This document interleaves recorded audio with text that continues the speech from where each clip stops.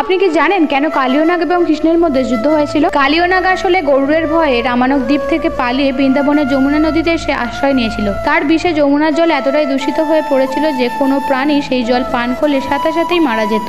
গরমের সময় শ্রীকৃষ্ণ তার বন্ধুদের সাথে গরু চড়াতে যমুনার ধারে এসেছিলেন। তৃষ্ণার্ত গরু এবং রাখাল বন্ধুরা বিষাক্ত জল পান করে জ্ঞান হারিয়ে ফেলে। শ্রীকৃষ্ণ তার যোগ শক্তি দিয়ে বন্ধুদের বাঁচিয়ে তোলেন এবং কালিয়নাগকে শাস্তি দেওয়ার সিদ্ধান্ত নেন। তখন তিনি একটি কদম গাছে উঠে যমুনার বিষাক্ত জলে ঝাঁপ দেন। কৃষ্ণকে দেখে কালিয়নাগ অত্যন্ত রেগে যায় এবং তার ফনা তুলে বিষ উদ্গীরণ করতে করতে কৃষ্ণকে আক্রমণ করে। কালিয়ের স্ত্রী ও সন্তানেরাও কৃষ্ণকে আক্রমণ করে। কৃষ্ণ অসীম শক্তি নিয়ে কালিয়নাগের ফনার উপর নৃত্য করতে শুরু করেন। তার নৃত্যের ভারে কালিয়নাগ দুর্বল হয়ে পড়ে এবং তার শরীর থেকে বিষ বেরিয়ে আসতে শুরু করে। তখন কালিয়ের স্ত্রী শ্রীকৃষ্ণের কাছে তার পান ভিক্ষা চায় এবং কালিয়নাগও নিজের ভুল স্বীকার করে ক্ষমা প্রার্থনা করে। শেষে শ্রীকৃষ্ণ কালিয়নাগকে ক্ষমা করেন, কিন্তু শর্ত দেন যে যমুনা নদী ও বৃন্দাবন ছেড়ে রামানক দ্বীপে ফিরে যেতে হবে এবং ভবিষ্যতে আর কারোর ক্ষতি করবে না। কালিয়নাগ শ্রীকৃষ্ণের মহত্ব উপলব্ধি করে যমুনা নদী ছেড়ে চলে যায় এবং যমুনার জল আবার নির্মল হয়ে ওঠে। এমন গুরুত্বপূর্ণ তথ্য জানতে আমার চ্যানেলটিকে অবশ্যই সাবস্ক্রাইব করবেন আর কমেন্ট বক্সে জয় শ্রীকৃষ্ণ লিখতে ভুলবেন না।